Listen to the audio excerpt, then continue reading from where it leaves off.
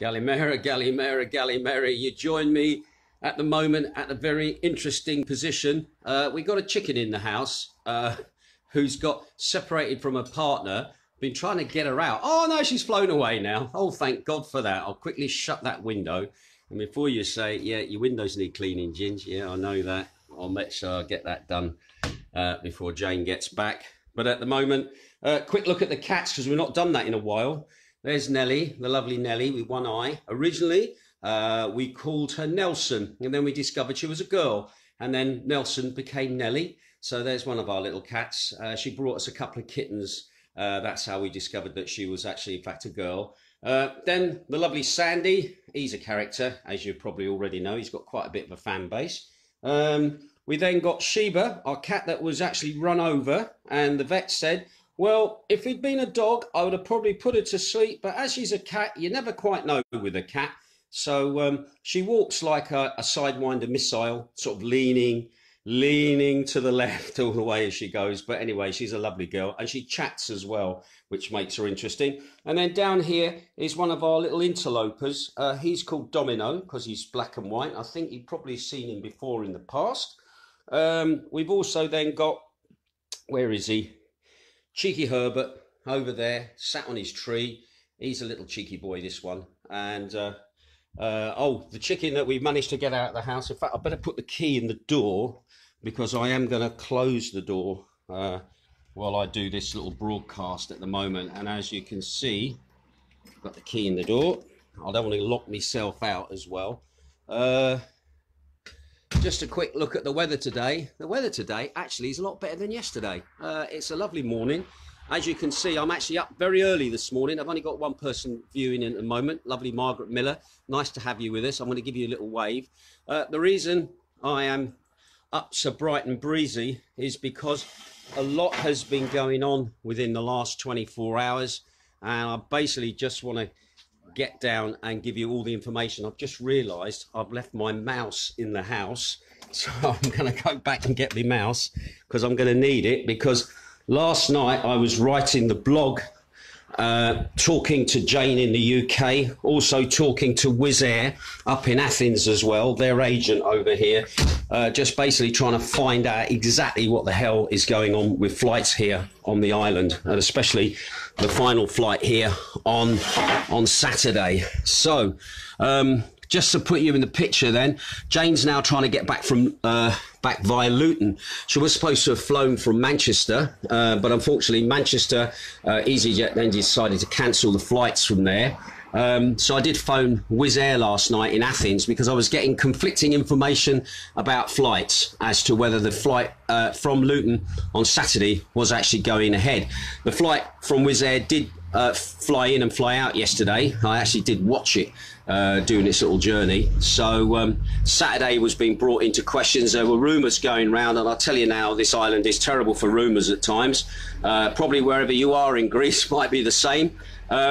But in the end, basically, I phoned Wizz Air, and at the moment as of last night, the Wizz Air flight, the final Wizz Air flight on Saturday, which is due to take off from the UK at about 2:15 in the afternoon, basically is still on at the moment, according to the person that I spoke to in their office, which was a premium rate phone call as well.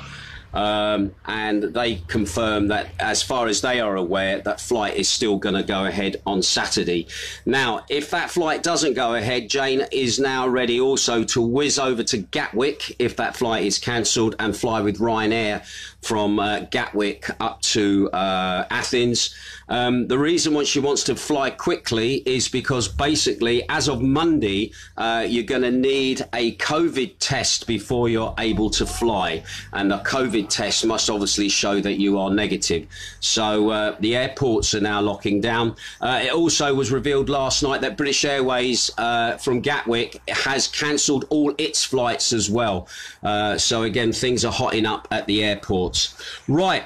Let's go and look at the information then. What's been going on in the way of the COVID? Well, within the last 24 hours, there's been 2,917 new infections, which is an absolute record, just under 3,000 cases. That's bringing the total since the pandemic started to 49,807. We've also had, believe it or not, 29 new deaths as well. That's the highest number that I can remember since starting these blogs ever, to see a reach of 29 deaths. So that brings the total up for deaths in Greece now since the pandemic started at 702. Now, Greece also had a number record of patients on ventilators at 187. There goes to Coach at 187, confirming fears that about the impact of the rising infections on hospital admissions on the Greek public healthcare system. Just out of curiosity, I was checking the figures yesterday. Thessaloniki had an alarming 860 new COVID-19 cases, followed by Attica with 588. And other areas that are struggling to contain the second wave of the pandemic also include Ceres with 168, Drama with 162, what a name, eh? Drama, and Lasia with 127. Ithomia had 97, Pella had 67, and Piera had 60 as well. So effectively then the Greek government announced yesterday that the 3-week lockdown will take effect as of 6 a.m. on Saturday morning, and this lockdown should run until the 28th of November. Now, this is the other reason that I'm up bright and breezy, is because I want to get out, get things done, get to the shops, kind of get stocked up with stuff, because after tomorrow, 6 a.m, that's it. You're going to have to book in and book out. And I'm going to quickly just go through the way that system is going to work here on the island and also around the rest of Greece at the moment. Anyway, the authorization system which they're going to introduce is the same as the one that was in spring, with basically an SMS text message that you will send. Now, you must send your text message on the following number, which is 13033, 13033. And basically there are 6 codes that you have to put in first as to the reason that you want to leave your property. All right. Code number 1 is visiting the pharmacy or a doctor. If you're going to visit a doctor, you have to do that by appointment. All right. Also, code number 2 is basically doing a shopping run to the supermarket or the grocery store when, get this, delivery is not an option. So let's see how many delivery companies there are here in Zakynthos that are going to deliver food to your door. I don't think there's that many at the moment. I think there might be 1 or 2, but in the realms of things, I don't think there's that many, all right? Okay, code number 3 is visiting a bank when an online transaction is not possible. So basically, if you've got to go to the bank and get some cash out the hole in the wall, I think you're all right by doing that. But if you want to basically pay a bill at the bank, no, you're going to have to do that online, all right? Also as well, code number 4 is providing assistance to someone in need or taking children to or from school. And I'll talk about that in a short while. But anyway, that's code number 4. Code number 5, if you're attending a funeral or exercising parental visitation rights. That means going to visit your mum and dad, your grandma, granddad, some family member where obviously they are obviously on their own. So at least you're able to go and visit family who are on their own. Code number 6 is physical exercise or walking a pet. Now, if you do this, up to 2 people can engage in these activities on the condition that they maintain a distance of 1.5 meters from one another. So if you're taking a dog for a walk, get him on a long lead and your partner can run along behind or run along in front of you, depending how fast the dog goes, when you decide that you want to go out for a walk. Now, this is a bit that's kind of worrying me at the moment. People who need to travel for work or some other reason are going to need written authorizations, which are available on the webpage forma forma, all lowercase, .gov.gr. However, the information in there is only available in Greek. You can run it through Greek Google Translate to get the English. And there are two different types of form. There is what is called the document A, which is filled out once by the person who's going to work, right, with a name, a home address, a work address and shift schedule, which will be provided by the employers. So there is a document A, which is basically for letting you go to and from work, which you must carry, okay? And then there's a document B, which is for trips not related to work and must be filled out every time a citizen wishes to leave his or her house instead of an SMS. So basically, for me personally, I've got to look into that to go and hopefully try and collect Jane tomorrow from the airport when she arrives here at Zakynthos, which is going to be rather late in the day and obviously very close to, obviously, the curfew thing is running anyway, so we're all in lockdown. But again, it's kind of puts another sense of just making life awkward to do things when you have all this paperwork you've got to fill out as well. Right. Once you put your code into your MSS message, you must also put your home address in and the destination and also the reason for your journey as well. Okay. So again, once again, make sure that you don't leave the house. Nobody said anything about what will happen if you're caught without the applicable authorization. About fines or anything like that at the moment. That'll be interesting to see what happened. I know in the summer it was a fine of about 150 euros, which then went up to about 300 as and when it got close to Easter. Also remember that anybody leaving their house as of tomorrow, you must have a valid identification card or document, so your passport or your residency card or your citizenship blue card, in case you are stopped by the police. Now, businesses that will be allowed to continue working are as follows. Sorry about all this information. I am going to post it up as bullet points at the end of the broadcast where you can read it. That's the reason why I spent a lot of time last night sorting this all out. But anyway, businesses that will be allowed to continue working are as follows. Supermarkets, bakeries, fishmongers, and other food stores will continue to operate according to their regular opening hours throughout the 3-week lockdown. Also, pharmacies, petrol stations, kiosks, dry cleaners and pet shops will also continue to operate as usual, as will retailers operating electronic stores with a delivery service. So those people who live here on the island, the Welcome store should still be open. They do run a delivery service. So if you want to order that 74-inch colour telly while the sales are on, you can order that online and they'll deliver it to you at your house. All right. Also as well, not so much for us here in Zakynthos, because we don't really have a weekly neighbourhood street market like they would do in Athens or in some of the other larger areas around Greece. But anyway, weekly neighbourhood street markets or lackeys will proceed as usual, though the number of stalls will be slashed by half and they will have to maintain a distance of at least 5 meters from one another. We do have a small fruit market down at the port. To be honest, I'm not sure if that fruit market is operating at the moment, but I'll guarantee that they'll probably have to run on those rules as well at the moment.